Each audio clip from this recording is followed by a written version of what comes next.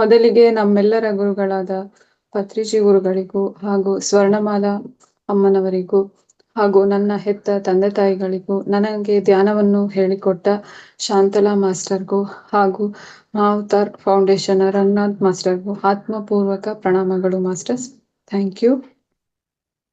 So ಈ ದಿನ ನಾವು ಸೀತಾಯಣ ಸ್ವಾಧ್ಯಾಯನ ಶುರು ಮಾಡೋಣ ಮಾಸ್ಟರ್ಸ್. ಇದನ್ನು ನಮಗೆ ನೀಡಿದಂಥವರು ದೇನಾ ಮೆರಿಯಮ್ ಅನ್ನೋರು. ಅದನ್ನ ಕನ್ನಡಕ್ಕೆ ಅನುವಾದ ಮಾಡಿದವರು ಡಾಕ್ಟರ್ ಜೀವಂಧರ್ ಕೇತಪ್ಪನವರು. ಸೊ ಈ ಲೇಖಕರ ಮುನ್ನುಡಿ ಏನಿದೆಪ್ಪ ಅಂದ್ರೆ, ನಾನು ಸದಾಕಾಲ ನೆಲೆಸಿರುವ ಸೀತಾಮಾತೆ ಮತ್ತು ಶ್ರೀರಾಮರ ಶ್ರೀಚರಣಗಳಲ್ಲಿ ಮತ್ತು ಅವರ ಪ್ರೇಮ ತತ್ವವನ್ನು ಜಗತ್ತಿನೆಲ್ಲೆಡೆ ಹರಡುತ್ತಿರುವ ಅವರ ಭಕ್ತರಿಗೆ ಈ ಒಂದು ಗ್ರಂಥವನ್ನ ಅರ್ಪಿಸ್ತಾ ಇದ್ದೀನಿ ಅಂತ ಹೇಳ್ತಾ ಇದ್ದಾರೆ ಮಿಸ್ಟರ್ಸ್. ಸೊ ದೇನಾ ಮೆರಿಯಮ್ ಅನ್ನೋರು ಈ ಒಂದು ಸೀತಾಯಣದ ಲೇಖಕಿ ಮಿಸ್ಟರ್ಸ್. ದೇನಾ ಮೆರಿಯಮ್ ಅವರು, ಅವರ ಪರಿಚಯ ಹೇಳ್ತೀನಿ ಮಾಸ್ಟರ್ಸ್. ಅವರು ಕ್ರಿಯಾಯೋಗ ಪರಂಪರೆಯಲ್ಲಿ ದೀರ್ಘಕಾಲದ ಅಭ್ಯಾಸ ಮಾಡಿದವರಾಗಿದ್ದಾರೆ. ಅವರು ತಮ್ಮ 20ನೇ ವಯಸ್ಸಿನಲ್ಲಿ ಪರಮಹಂಸ ಯೋಗಾನಂದರ ಸಂಪರ್ಕಕ್ಕೆ ಬಂದರು. ಪರಮಹಂಸ ಯೋಗಾನಂದರು ದೇಹತ್ಯಾಗ ಮಾಡಿದ ನಂತರವೂ ದೀರ್ಘಕಾಲ ಕ್ರಿಯಾಯೋಗ ಅಭ್ಯಾಸ ಮಾಡಿದರು. ತಮ್ಮ ವರ್ಷಾನುಗಟ್ಟಲೆ ಧ್ಯಾನಾಭ್ಯಾಸದಿಂದ ಹಲವಾರು ವಿವಿಧ ಪುನರ್ಜನ್ಮ ಸ್ಮೃತಿಗಳು ದೇನಾ ಅವರಿಗೆ ತೆರೆದುಕೊಂಡವು.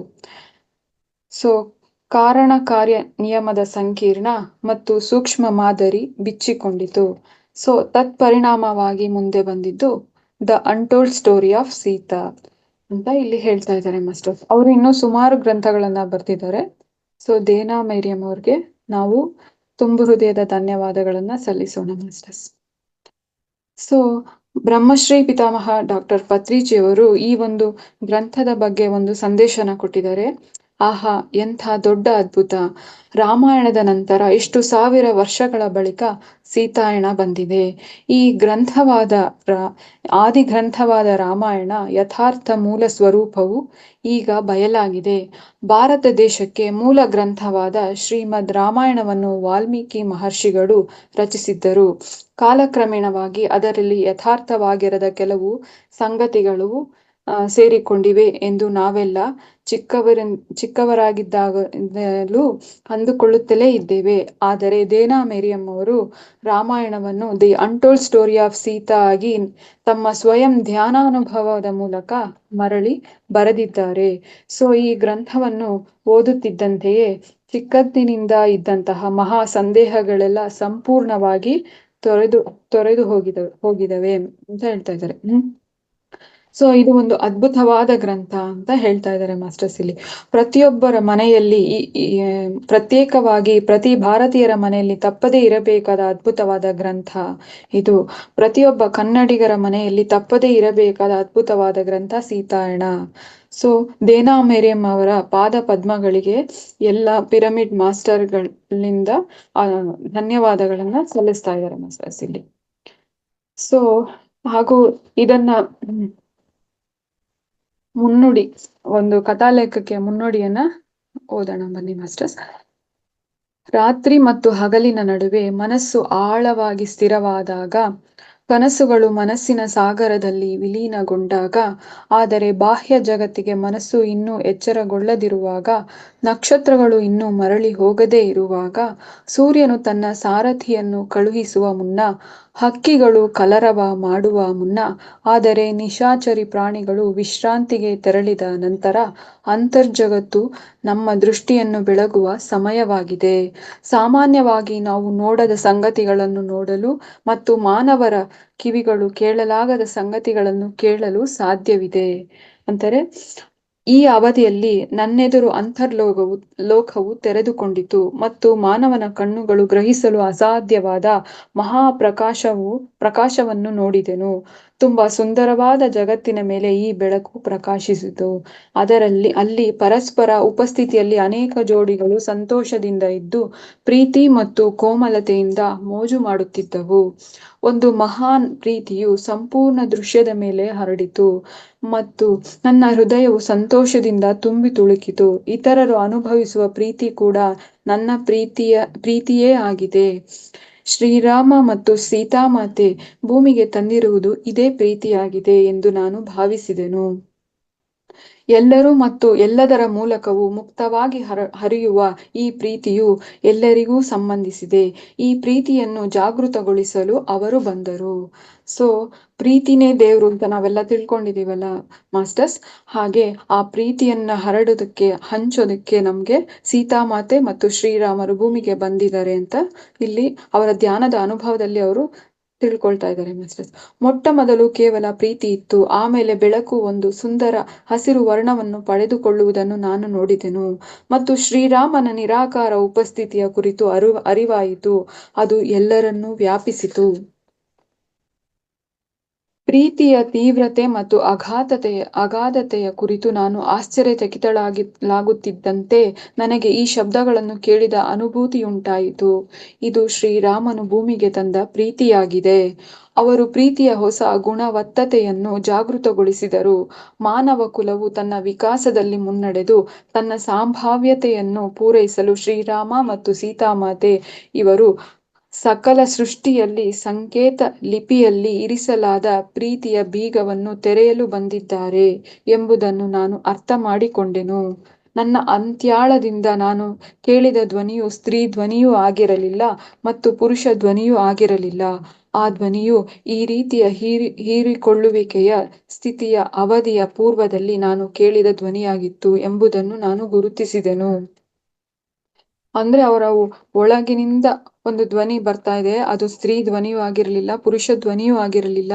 ಆದರೆ ಶ್ರೀರಾಮ ಮತ್ತು ಸೀತಾಮಾತೆಯ ಪ್ರೀತಿ ಬಂದ್ಬಿಟ್ಟು ಸೃಷ್ಟಿಯ ಸಂಕೇತ ಲಿಪಿಯನ್ನು ಇರಿಸಲಾದ ಪ್ರೀತಿಯ ಬೀಗವನ್ನು ತೆರೆಯಲು ಬಂದಿದ್ದಾರೆ ಅಂತ ಅವರು ತಿಳ್ಕೊಳ್ತಾರೆ ಮಾಸ್ಟರ್ಸ್, ಅರ್ಥ ಮಾಡ್ಕೊಳ್ತಾರೆ ಆ ಒಂದು ಧ್ವನಿಯಿಂದ. ಸ್ವಲ್ಪ ಹೊತ್ತಿನವರೆಗೆ ಈ ಭಾವ ಪರವಶತೆಯ ಎಚ್ಚರದಲ್ಲಿ ಸ್ಥಿತವಾಗಿದ್ದೆನು. ಕ್ರಮೇಣವಾಗಿ ನನ್ನ ಕಣ್ಣುಗಳು ತೆರೆದವು. ನನಗೆ ಬಾಹ್ಯ ಜಗತ್ತಿನ ಪ್ರಜ್ಞೆ ಉಂಟಾಯಿತು. ನನ್ನ ಮುಂದೆ ಮೂಡಿದ ದೃಶ್ಯವು ಕಾಣಿಸಿಕೊಂಡಂತೆ ಪ್ರಕಾಶವು ಕ್ಷೀಣಿಸಿತು. ನನ್ನ ಪ್ರಜ್ಞೆಯು ಅಂತರ್ಜಗತ್ತಿನಿಂದ ಎಳೆದು ಬಂದು ಬಾಹ್ಯ ಜಗತ್ತಿಗೆ ತೆರೆದುಕೊಂಡಿತು ಅಂತ ಅವರ ಅನುಭವನ ಇಲ್ಲಿ ಹಂಚ್ಕೊಳ್ತಾ ಇದ್ದಾರೆ ಮಾಸ್ಟರ್ಸ್ ಲೇಖಕಿ. ಅನೇಕ ಯುಗಗಳ ಹಿಂದೆ ಪ್ರಾಚೀನ ಭಾರತದಲ್ಲಿ ಶ್ರೀರಾಮನು ಧರ್ಮ ಎಂದು ಕರೆಯಲ್ಪಡುವ ನ್ಯಾಯ ನೀತಿಯುಕ್ತ ಕ್ರಿಯೆಯ ಸಾರ್ವತ್ರಿಕ ನಿಯಮಗಳ ಆಧಾರದ ಮೇಲೆ ಸಮಾಜದ ಬುನಾದಿಯನ್ನು ಸ್ಥಾಪಿಸಲು ಬಂದಿದ್ದನು. ಈ ಧರ್ಮದ ಹೃದಯವೇನು ಅಂತ ತಿಳ್ಕೊಂಡ್ರೆ ನಾವು, ಈ ಧರ್ಮದ ಹೃದಯ ಅಂದ್ರೆ ಪ್ರೀತಿಯು ಸಾರ್ವತ್ರಿಕ ನಿಯಮಗಳನ್ನು ಚಲನೆಯಲ್ಲಿಡುತ್ತದೆ.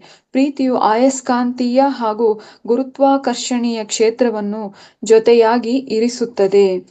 ಪ್ರೀತಿಯ ಶಕ್ತಿಯು ಕಡೆಗೆ ವ್ಯಕ್ತಗೊಳ್ಳುವ ಮತ್ತು ಅಂತಿಮವಾಗಿ ಪ್ರಕಟಗೊಳ್ಳದ ವಾಸ್ತವಿಕತೆಯೊಳಗೆ ರೂಪಾಂತರಣ ಹೊಂದುವ ಸಮಗ್ರ ಅಭಿವ್ಯಕ್ತಿಯ ಸಾಧನೆಯಾಗಿದೆ ಮತ್ತು ಕಾರಣವಾಗಿದೆ. ಸೊ ಎಲ್ಲದಕ್ಕೂ ಮೂಲ ಪ್ರೀತಿನೇ.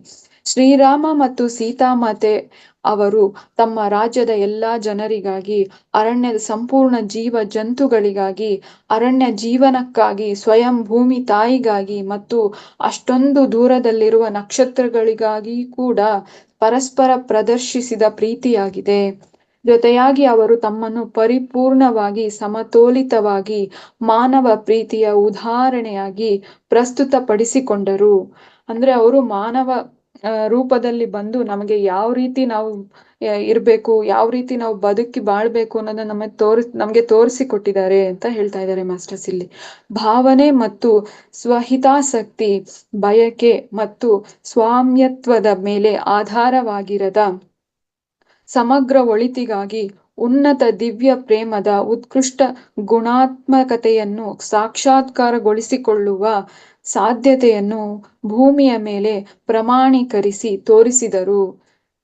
ಧರ್ಮದ ನೈಜ ಸಾರವನ್ನು ನಮ್ಮ ಸ್ವಭಾವದಲ್ಲಿ ಮುದ್ರಿತವಾಗಿರುವ ಅಂತಹ ಪ್ರೀತಿಯನ್ನು ಜಾಗೃತಗೊಳಿಸಿಕೊಳ್ಳುವ ಮೂಲಕ ಮಾತ್ರವೇ ಮಾನವ ಜೀವನವು ನಿರೀಕ್ಷಿಸುತ್ತಿರುವ ಉನ್ನತ ಸಾಧ್ಯತೆಗಳನ್ನು ಅರಿತುಕೊಳ್ಳಲು ನಾವು ಸಮರ್ಥರಾಗುತ್ತೇವೆ. ಅಂದ್ರೆ ನಮ್ಮೊಳಗೆ ಇರುವ ಉನ್ನತ ಗುಣಗಳನ್ನು ನಾವು ಜಾಗೃತಗೊಳಿಸಿಕೊಂಡಾಗ್ಲೇ ನಾವು ಏನಾದ್ರೂ ಒಂದು ಸಾಧನೆ ಮಾಡಕ್ ಆಗತ್ತೆ ಅಂತ ನಮ್ಗಿಲ್ಲಿ ತಿಳಿಸಿಕೊಡೋದಕ್ಕೆ ಬಂದಿದ್ದಾರೆ ಅಂತ ಇಲ್ಲಿ ನಮ್ಮ ಲೇಖಕಿ ಹೇಳ್ತಾ ಇದ್ದಾರೆ ಮಿಸ್ಟರ್ಸ್ ಇಲ್ಲಿ. ಸೊ ಲೇಖಕಿ ಹೇಳ್ತಾರೆ, 2015 ಮತ್ತು 2016ರಲ್ಲಿ ನಾನು 2 ತೀರ್ಥಯಾತ್ರೆಗಳನ್ನು ಕೈಗೊಂಡಿದ್ದೇನೆ. ಇವುಗಳ ಕುರಿತು ಈ ಪುಸ್ತಕದ ಅನುಬಂಧದಲ್ಲಿ ವಿವರಿಸಲಾಗಿದೆ, ಅಂದ್ರೆ ಕೊನೆಯಲ್ಲಿ ಇದೆ ಅಂತ ಹೇಳ್ತಾ ಇದ್ದಾರೆ. ಈ ಯಾತ್ರೆಗಳ ನಂತರ ಹಲವು ತಿಂಗಳುಗಳ ಅವಧಿಯಲ್ಲಿ ನಾನು ದೈನಂದಿನ ಧ್ಯಾನದಲ್ಲಿ ಕುಳಿತುಕೊಂಡಂತೆ ಸ್ಮೃತಿಗಳು ಕಲಕತೊಡಗಿದವು, ಬಿಂಬಗಳು ಮೂಡಿದವು ಮತ್ತು ಸಂಭಾಷಣೆಗಳು ಕೇಳಿಬಂದವು. ನಾನು ಭೂತಕಾಲದ ಈ ದೃಶ್ಯಗಳಿಂದ ಆವರಿಸಲ್ಪಟ್ಟೆನು. ಇದರಿಂದಾಗಿ ರವಾನಿಸಲಾದ ಅತ್ಯಮೂಲ್ಯ ಸಂದೇಶಗಳನ್ನು ದಾಖಲಿಸಲು ಅಷ್ಟೊಂದು ಸಂದೇಶಗಳು ಬಂತು. ಅಷ್ಟೊಂದು ಸಂದೇಶಗಳನ್ನು ನಾನು ದಾಖಲಿಸಲಾಗ್ತಾ ಇಲ್ಲ, ಆದ್ರೆ ಕೆಲವು ಸಂದೇಶಗಳನ್ನ ನಾನು ಇಲ್ಲಿ ಬರ್ದಿದ್ದೇನೆ ಅಂತ ಹೇಳ್ತಾ ಇದ್ದಾರೆ. ಈ ಕಥೆಗಳನ್ನು ಬರೆಯುವ ಅನುಭವವು ನನ್ನ ಮೇಲೆ ಅಳಿಸಲಾಗದ ಪ್ರಭಾವವನ್ನು ಬೀರಿತು. ಈ ಪ್ರಕ್ರಿಯೆಯು ನನ್ನನ್ನು ಸೀತಾಮಾತೆ ಮತ್ತು ಶ್ರೀರಾಮರ ಸನ್ನಿಧಿಯಲ್ಲಿ ಕರೆತಂದಿತು. ಈ ಕಥೆಗಳನ್ನು ಹಂಚಿಕೊಳ್ಳುವ ಮಹದಾಸೆ ಮತ್ತು ಆಕಾಂಕ್ಷೆ ಏನೆಂದರೆ ಅದು ನಿಮಗೂ ಕೂಡ ಅದೇ ರೀತಿ ಮಾಡುತ್ತದೆ. ಅಂದ್ರೆ ನನಗೆ ಯಾವ ತರ ಒಂದು ಪ್ರಭಾವ ಬೀರ್ತು ಅವರ ಕಥೆಯನ್ನು ಬರಿಬೇಕಾದ್ರೆ, ಅದೇ ಒಂದು ಪ್ರಭಾವ ನಿಮಗೂ ಆಗ್ಲಿ ಅಂತ ಇಲ್ಲಿ ಲೇಖಕಿ ಹೇಳ್ತಾ ಇದ್ದಾರೆ. ನಿಮಗೂ ಕೂಡ ಅದೇ ರೀತಿ ಮಾಡುತ್ತದೆ. ಜೈ ಶ್ರೀರಾಮ್, ಜೈ ಸೀತಾಮಾತೆ, ಜೈ ಮಾತಾ ಅಂತ ದೇನಾ ಮೇರಿಯಂ ಅವರು ಅವರ ಸಂದೇಶನ ಕೊಟ್ಟಿದ್ದಾರೆ ಮಾಸ್ಟರ್ಸ್ ಇಲ್ಲಿ. ಸೊ ಇದನ್ನ ಕನ್ನಡಕ್ಕೆ ಅನುವಾದ ಮಾಡಿದವರು ಡಾಕ್ಟರ್ ಜೀವನ್ಧರ್ ಕೇತಪ್ಪನವರು. ಅವರು ಕೂಡ ಅವರ ಒಂದು ಅನುಭವನ ಹೇಳ್ಕೊಳ್ತಾರೆ. ಅನುವಾದ ಕಾರ್ಯ ಆರಂಭಿಸುವ ಮೊದಲು ಬ್ರಹ್ಮಶ್ರೀ ಪಿತಾಮಹ ಡಾಕ್ಟರ್ ಪತ್ರಿಜಿಯವರು ಮೂಲ ಲೇಖಕಿಯಾದ ದೇನಾ ಮೇರಿಯಂ ಅವರೊಂದಿಗೆ ನಡೆಸಿದ ಝೂಮ್ ಮೀಟಿಂಗ್ನಲ್ಲಿ ಲೇಖಕಿಯೊಂದಿಗೆ ಸಂವಾದ ಏರ್ಪಡಿಸಿದ್ದರು. ಅವರಿಂದ ಅನುವಾದ ಕಾರ್ಯಕ್ಕೆ ಅನುಮತಿ ಕೊಡಿಸಿದ್ದುದು ನನ್ನ ಜೀವನದ ಅವಿಸ್ಮರಣೀಯ ಕ್ಷಣವಾಗಿದೆ ಅಂತ ಹೇಳ್ತಾ ಇದ್ದಾರೆ ಯಾರು, ಜೀವನ್ಧರ್ ಕೇತಪ್ಪನವರು. ಪುಸ್ತಕ 2021ರ ಯುಗಾದಿ ದಿನದಂದು ಪೂರ್ಣಗೊಂಡಿತು ಮತ್ತು ಅದು ಯುಗಾದಿ ಎಂದು ಅವ್ರಿಗೆ ಗೊತ್ತಾಗ್ಲೇ ಇಲ್ವಂತೆ. ಶ್ರೀರಾಮ ನವಮಿಯಂದು ಮೊದಲ ತಿದ್ದುಪಡಿ, ಹನುಮಾನ್ ಜಯಂತಿಯ ಹುಣ್ಣಿಮೆಯಂದು 2ನೆಯ ತಿದ್ದುಪಡಿಗಳು ಮುಗಿದವು. ಅದು ಮುಗಿದು ಕೂಡ ಕಾಕತಾಳೀಯ ಎಂಬಂತೆ ಆಯ್ತು ಅವ್ರಿಗೆ. ನಂತರ ಮಗದೊಮ್ಮೆ ಪ್ರೂಫ್ ರೀಡಿಂಗ್ ಜರುಗಿದ ಬಳಿಕ ಕಟ್ಟುನಿಟ್ಟಾದ ಅವಧಿಯಲ್ಲಿಯೂ ಸರಾಗವಾಗಿ ಮುದ್ರಣ ಪ್ರಕ್ರಿಯೆ ಮುಗಿದು ಬುದ್ಧ ಪೂರ್ಣಿಮೆಯಂದು ಕನ್ನಡಿಗರಿಗೆ ಲೋಕಾರ್ಪಣೆಯಾಯಿತು ಅಂತ ಹೇಳ್ತಾ ಇದ್ದಾರೆ. ಅನುವಾದ ಪೂರ್ಣಗೊಳ್ಳಲು ಸಹಕರಿಸಿದ ಬಾಳಸಂಗಾತಿ ಪದ್ಮಶ್ರೀ, ಕಂಪ್ಯೂಟರ್ ತಾಂತ್ರಿಕ ತೊಂದರೆಗಳನ್ನೆಲ್ಲ ಪರಿಹರಿಸಿದ ಮಗ ಹರ್ಷವರ್ಧನ್, ಆಗಾಗ ಫೋನ್ ಮಾಡಿ ಪ್ರೋತ್ಸಾಹಿಸಿದ ಆತ್ಮೀಯ ಪಿರಮಿಡ್ ಮಾಸ್ಟರ್ ಎಲ್ಲರಿಗೂ, ಅನುವಾದದ ಕೆಲವು ಪದಪುಂಜಗಳನ್ನು ಕನ್ನಡಕ್ಕೆ ತರಲು ಸಹಾಯ ಮಾಡಿದ ಹಿರಿಯ ಚೇತನ ಓಶೋ ರಾಂಪ ಕೃತಿಗಳನ್ನು ಕನ್ನಡಕ್ಕೆ ತಂದ ಕೃಷ್ಣಮೂರ್ತಿ ಸರ್ ಅವರಿಗೂ, ಅಂದವಾದ ಮತ್ತು ಅರ್ಥಪೂರ್ಣವಾದ ಮುಖಪುಟ ರಚಿಸಿ ಸಕಾಲದಲ್ಲಿ ಮುದ್ರಣ ಮಾಡಿಕೊಟ್ಟ ಚಂದ್ರಕಾಂತ್ ಅವರಿಗೂ ಮತ್ತು ಪುಸ್ತಕ ಮುದ್ರಣಕ್ಕಾಗಿ ಆರ್ಥಿಕ ಸಹಾಯಕ್ಕಾಗಿ ಬೆನ್ನೆಲುಬಾಗಿ ನಿಂತ ಪಿರಮಿಡ್ ಮಾಸ್ಟರ್ ಎಲ್ಲರಿಗೂ ಆತ್ಮಪೂರ್ವಕ ಕೃತಜ್ಞತೆಗಳು ಅಂತ ಇಲ್ಲಿ ಅವರು ಸಲ್ಲಿಸ್ತಾ ಇದ್ದಾರೆ, ಜೀವನ್ಧರ್ ಕೇತಪ್ಪನವರು. ಸೊ ನಾವು ಈ ಎಲ್ಲಾ ಮಾಸ್ಟರ್ಗಳಿಗೂ ನಾವು ಧನ್ಯವಾದಗಳನ್ನು ಸಲ್ಲಿಸುತ್ತಾ, ಸೀತಾಮಾತೆ ಮತ್ತು ಶ್ರೀರಾಮರ ಸ್ಮರಣೆ ಅವರಿಗೂ ಕೂಡ ನಾವು ಧನ್ಯವಾದಗಳನ್ನು ಸಲ್ಲಿಸುತ್ತಾ ನಾವು ಈ ಒಂದು ಸೀತಾಯಣವನ್ನ ಶುರು ಮಾಡೋಣ ಮಾಸ್ಟರ್ಸ್. ಭಾಗ 1, ಮಿಥಿಲಾ ವಿದೇಹ ರಾಜ್ಯ ಭಾರತ. ಸೊ ಮಿಥಿಲೆಯಲ್ಲಿ ಬಾಲ್ಯ. ಸೊ ಇಲ್ಲಿ ದೇನಾ ಮೇರಿಯಂ ಅವ್ರಿಗೆ ಒಬ್ಬ ಪ್ರಧಾನ ಸೇವಕಿ, ಸೀತಾಮಾತೆಯ ಪ್ರಧಾನ ಸೇವಕಿ ಮೀನಾಕ್ಷಿ ಅವರ ಒಂದು ಜನ್ಮದ ಸ್ಮೃತಿ ಮತ್ತೆ ಪೂರ್ವ ಜನ್ಮದ ಸ್ಮೃತಿ ಬರುತ್ತೆ. ಸೊ ಅವರ ಧ್ಯಾನಾನುಭವನ ಇಲ್ಲಿ ನಮ್ಗೆ ಹಂಚ್ಕೊಂಡಿದ್ದಾರೆ ಮಾಸ್ಟರ್ಸ್ ಇಲ್ಲಿ. ಹ್ಮ್ ಆ ಆ ಮೀನಾಕ್ಷಿ ಅನ್ನೋ ಅವರ ತಂದೆ ಬಂದ್ಬಿಟ್ಟು ಜನಕ ಮಹಾರಾಜರ ಪ್ರಧಾನ ಸೇವಕರಾಗಿರ್ತಾರೆ. ಒಂದು ತುಂಬಾ ಅತಿಯಾದ ಸೇವೆಯನ್ನ ಸಲ್ಲಿಸ್ತಾ ಇರ್ತಾರೆ. ಸೊ ಅವರ ಕಥೆಯನ್ನ ನಾವಿಲ್ಲಿ ಪ್ರಥಮ ಅಧ್ಯಾಯದಲ್ಲಿ ತಿಳ್ಕೊಳ್ತೀವಿ ಮಾಸ್ಟರ್ಸ್. ಮಿಥಿಲೆಯಲ್ಲಿ ಬಾಲ್ಯ. ಸೊ ಮಿಥಿಲೆಯಲ್ಲಿ ಮೀನಾಕ್ಷಿ ಅವರ ಬಾಲ್ಯ ಹೇಗಿತ್ತು, ಅವರ ತಂದೆ ಯಾವ ತರ ಅವ್ರಿಗೆ ಒಂದು ಶಿಕ್ಷಣವನ್ನ ಕೊಟ್ರು, ಯಾವ ರೀತಿ ತಯಾರಿ ಮಾಡಿದ್ರು, ಅವ್ರ ಜೀವನದಲ್ಲಿ ಯಾವ ರೀತಿ ಸೇವೆ ಮಾಡೋದನ್ನ ಕಲಿಸಿಕೊಟ್ರು ಅನ್ನೋದನ್ನ ನಾವಿಲ್ಲಿ ತಿಳ್ಕೊಳ್ಬೋದು ಮಾಸ್ಟರ್ಸ್. ಮಿಥಿಲೆಯಲ್ಲಿ ಬಾಲ್ಯ ಅನ್ನೋದ್ರಲ್ಲಿ. ಮಿಥಿಲಾ ಎಂದು ಪ್ರಸಿದ್ಧವಾಗಿರುವ ಪ್ರಾಚೀನ ವಿದೇಹ ರಾಜ್ಯದಲ್ಲಿ ಒಂದು ಬಡ ಬ್ರಾಹ್ಮಣ ಕುಟುಂಬದಲ್ಲಿ ನಾನು ಹುಟ್ಟಿದೆನು. ಹಲವಾರು ಪೀಳಿಗೆಗಳಿಂದ ಮೊದಲಿನಿಂದಲೂ ನಮ್ಮ ಪರಿವಾರದಲ್ಲಿ ದುರಾದೃಷ್ಟವು ಒಕ್ಕರಿಸಿತ್ತು ಮತ್ತು ಜನಕ ಮಹಾರಾಜರ ಪರಿವಾರದಲ್ಲಿ ನಾವು ಸೇವಕರೆಂದು ಸ್ವೀಕರಿಸಲ್ಪಟ್ಟಿದ್ದೆವು. ನನ್ನ ತಂದೆಯು ಹೃಷಮ ರೋಮ ಜನಕ ಮಹಾರಾಜರ ಮನೆಯ ಕೆಲಸದಾಳಾಗಿ ಆಮೇಲೆ ಸುಪ್ರಸಿದ್ಧ ಸೀರಧ್ವಜ ಜನಕ ಮಹಾರಾಜರ ಅಡಿಯಲ್ಲಿ ಸೇವೆ ಸಲ್ಲಿಸಿದನು. ಅವನ ತಂದೆ ಮತ್ತು ಅಜ್ಜ ಕೂಡ ಮನೆ ಕೆಲಸದ ಆಳಾಗಿ ಸೇವೆ ಸಲ್ಲಿಸಿದ್ದರು. ನನ್ನ ತಂದೆಯ ದೇಹ ಮತ್ತು ಮನಸ್ಸು ಸಂಪೂರ್ಣವಾಗಿ ಅವರ ಪರಿವಾರಕ್ಕೆ ಶರಣಾಗಿದ್ದಿತು. ಸೊ ಜೀವನದಲ್ಲಿ ಇದು ನಮ್ಮ ಪಾತ್ರವಾಗಿದೆ ಅಂತ ಇಲ್ಲಿ ಹೇಳ್ತಾ ಇದ್ದಾರೆ ಮಾಸ್ಟರ್ಸ್. ಸೊ ಮಿಥಿಲಾ ನಗರದ ಒಂದು ಬಡ ಕುಟುಂಬದಲ್ಲಿ ಜನಿಸಿದವರಾಗಿರ್ತಾರೆ ಅವರು. ಆಮೇಲೆ ಅವರ ಪರಿವಾರವೆಲ್ಲವೂ ಕೂಡ ಜನಕ ಮಹಾರಾಜರ ಸೇವೆ ಸಲ್ಲಿಸುವುದೇ ಅವರ ಮುಖ್ಯ ಕಾರ್ಯವಾಗಿರುತ್ತೆ ಅಂತ ನಾವಿಲ್ಲಿ ತಿಳ್ಕೊಬಹುದು ಮಾಸ್ಟರ್ಸ್. ಸೊ ಆದ್ರೆ ಇಲ್ಲಿ ಮೀನಾಕ್ಷಿ ಅವ್ರಿಗೆ ಅವರ ತಂದೆ ಇಷ್ಟೊಂದು ಸೇವೆ ಮಾಡೋದು ಅಷ್ಟು ಇಷ್ಟ ಆಗ್ತಾ ಇರೋದಿಲ್ಲ. ಅದನ್ನ ಅವರು ಹೇಳ್ಕೊಳ್ತಾರೆ ಇದ್ರಲ್ಲಿ ತುಂಬಾ ಒಂದು ವಿವರಣೆಯಾಗಿದೆ. ನಾನು ಅದನ್ನ ನನಗೆ ಯಾವ ತರ ಅರ್ಥ ಆಗಿದೆಯೋ ಅದನ್ನ ನಾನು ನಿಮ್ಗೆ ಹೇಳ್ತೀನಿ ಮಾಸ್ಟರ್ಸ್. ಮಹಾರಾಜರು ವ್ಯಕ್ತಿಯ ಅಂತರಂಗವನ್ನು ಬಲ್ಲವರ ಅಂದ್ರೆ ಜನಕ ಮಹಾರಾಜರ ಒಂದು ವ್ಯಕ್ತಿತ್ವ ಹೇಗಿತ್ತು ಅಂತ ಇಲ್ಲಿ ವಿವರಿಸಿದ್ದಾರೆ. ಮಹಾರಾಜರು ವ್ಯಕ್ತಿಯ ಅಂತರಂಗವನ್ನು ಬಲ್ಲವರಾಗಿದ್ದಾರೆ. ಕೇವಲ ಬಾಹ್ಯ ವ್ಯಕ್ತಿತ್ವವನ್ನು ಅಲ್ಲ, ವ್ಯಕ್ತಿಯ ಹೃದಯದೊಳಗೆ ಅವರು ನೋಡುತ್ತಾರೆ. ಆದ್ದರಿಂದ ಮಹಾರಾಜರು ಜನರಲ್ಲಿ ತಾರತಮ್ಯವನ್ನು ಮಾಡುವುದಿಲ್ಲ ಅಂತ ಇವ್ರಿಗೆ ಮುಂಚೆ ಚಿಕ್ಕಂದಿನ ವಯಸ್ಸಿನಿಂದಲೇ ಹೇಳಲಾಗ್ತಿತ್ತು. ಮೀನಾಕ್ಷಿ ಅವ್ರಿಗೆ ಚಿಕ್ಕಂದಿನ ವಯಸ್ಸಿನಲ್ಲೇ ಈ ಒಂದು ವಿಷಯವನ್ನ ಹೇಳಲಾಗ್ತಿತ್ತು. ಆಮೇಲೆ ಜನಕ ಮಹಾರಾಜರು ತುಂಬಾ ದೈವಿ ಗುಣ ಉಳ್ಳವರಾಗಿರ್ತಾರೆ. ಯಾವಾಗ್ಲೂ ಧ್ಯಾನ ಮಾಡ್ತಾ ಇರ್ತಾರೆ ಅವರು. ನೆಕ್ಸ್ಟ್ ಹೇಳ್ತಾರೆ, ನಾನು ಬೆಳೆದು ಬಂದಂತಹ ಮತ್ತು ಸೇವೆ ಸಲ್ಲಿಸಿದ ಅರಮನೆಯು ಸುಂದರವಾಗಿತ್ತು, ಆದರೆ ಅತಿಯಾದ ಭವ್ಯತೆ ಮತ್ತು ಸಂಪತ್ತಿನ ಪ್ರದರ್ಶನವನ್ನು ಹೊಂದಿರಲಿಲ್ಲ. ಸರಳತೆ ಮತ್ತು ಸೌಂದರ್ಯಗಳು ಅಕ್ಕಪಕ್ಕದಲ್ಲಿ ಅಸ್ತಿತ್ವದಲ್ಲಿದ್ದವು. ಜನರ ಕಲಾತ್ಮಕತೆಯಿಂದ, ಚಿತ್ರಕಲೆಯಿಂದ ಬಿಡಿಸಿದ ಹೂದಾನಿಗಳು ಮತ್ತು ಇತರ ಕುಂಬಾರಿಕೆಗಳು, ಭಿತ್ತಿ ಚಿತ್ರಗಳು ಮತ್ತು ನುಣ್ಣಗೆ ನೇಯ್ದ ಬಟ್ಟೆಗಳಿಂದ ಅರಮನೆಯು ಅಲಂಕೃತಗೊಂಡಿತ್ತು. ಮಹಾರಾಣಿ ಸುನೈನಾ ತೀಕ್ಷ್ಣವಾದ ಸೌಂದರ್ಯ ಪ್ರಜ್ಞೆಯನ್ನು ಹೊಂದಿದವರಾಗಿದ್ದರು. ಅವರು ಕೇವಲ ಅರಮನೆಯಲ್ಲಿ ಅಷ್ಟೇ ಅಲ್ಲದೆ ಇಡೀ ಮಿಥಿಲೆಯಲ್ಲಿ ಕೂಡ ಪರಿಷ್ಕೃತ ಮತ್ತು ಉನ್ನತಿ ಹೊಂದಿದ ವಾತಾವರಣವನ್ನು ಸೃಷ್ಟಿಸಲು ಸಹಾಯ ಮಾಡಿದರು. ಅಂದ್ರೆ ಒಂದು ಅರಮನೆ ಅಂದ್ರೆ ತುಂಬಾ ಭವ್ಯವಾಗಿರುತ್ತೆ, ಹೀಗಿರುತ್ತೆ ಹಾಗಿರುತ್ತೆ ಅಂತ ನಾವು ಕಲ್ಪನೆ ಇರುತ್ತಲ್ಲ ಮಾಸ್ಟರ್ಸ್. ಹಾಗೆ ಇಲ್ಲಿ ಈ ಒಂದು ಅರಮನೆನೂ ಚೆನ್ನಾಗಿರುತ್ತೆ, ಆದ್ರೆ ಅತಿಯಾದ ಆಡಂಬರತೆ ಇರಲ್ಲ, ಸರಳವಾಗಿ ಸೌಂದರ್ಯವಾಗಿರುತ್ತೆ. ಅಂದ್ರೆ ಒಂದು ಸರಳವಾದ ಕಲಾತ್ಮಕತೆ, ಚಿತ್ರಕಲೆಗಳು ಅಂದ್ರೆ ಪೇಂಟಿಂಗ್ಸ್ ಇಂದ, ಒಂದು ಮಡಕೆನ ಮೇಲೆ ಒಂದು ಪೇಂಟಿಂಗ್ ಮಾಡಿರೋದಾಗಿರ್ಬೋದು, ನುಣ್ಣಗೆ ನೇಯ್ದ ಬಟ್ಟೆಗಳಾಗಿರ್ಬೋದು, ಆತರ ಅದರಿಂದ ಅಲಂಕೃತವಾಗಿರುತ್ತೆ. ಆಮೇಲೆ ತುಂಬಾ ಚೆನ್ನಾಗಿ ಕಾಣಿಸ್ತಾ ಇರುತ್ತೆ. ಆಮೇಲೆ ಸುನೈನಾ ಮಾತೆ ಕೂಡ ಸುಂದರವಾದ ಸೌಂದರ್ಯ ಪ್ರಜ್ಞೆ ಉಳ್ಳವರಾಗಿರ್ತಾರೆ. ಅವ್ರು ಹೇಗೆ ಚೆನ್ನಾಗಿ ಅಲಂಕಾರ ಮಾಡ್ಕೊಂಡಿರ್ತಾರೋ ಹಾಗೆ ಅರಮನೆ ಸುತ್ತಮುತ್ತ ಕೂಡ, ಆಮೇಲೆ ನಗರವನ್ನು ಕೂಡ ಹಾಗೆ ಅಲಂಕಾರ ಸೃಷ್ಟಿ ಮಾಡೋದಕ್ಕೆ ಸಹಾಯ ಮಾಡ್ತಾರೆ ಅಂತ ಇಲ್ಲಿ ಹೇಳ್ತಾ ಇದ್ದಾರೆ ಮಾಸ್ಟರ್ಸ್. ಹಾಗೂ ಋಷಿ ಮಹಾರಾಜರೆಂದು ಪ್ರಸಿದ್ಧರಾದ ಜನಕ ಬಾಬಾ ಅವರನ್ನು ಭೇಟಿಯಾಗಲು ತುಂಬಾ ದೂರದಿಂದ ಋಷಿ ಮುನಿಗಳು ಬರ್ತಾ ಇರ್ತಾರೆ. ಈ ಭೇಟಿಗಳಿಂದ ದೊರೆಯುವ ಆಶೀರ್ವಾದಗಳು ರಾಜ್ಯಕ್ಕೆ ಹೆಚ್ಚಿನ ಚಟುವಟಿಕೆ ಮತ್ತು ಸಂತೋಷವನ್ನು ಸೃಷ್ಟಿಸುತ್ತಿದ್ದವು. ಮಹಾರಾಜರ ಜ್ಞಾನದಿಂದ ಎಲ್ಲಾ ಜನರು ಲಾಭಾನ್ವಿತರಾದರು. ಅವರು ಯಾವುದೇ ವ್ಯಕ್ತಿಯ ಸಮಸ್ಯೆಯನ್ನು ಪರಿಹರಿಸುತ್ತಿದ್ದುದರಿಂದ ಅವರು ನಮ್ಮ ತೀರಾ ಸಮೀಪದ ಮತ್ತು ಆತ್ಮೀಯ ಬಾಬಾ ಆದರು.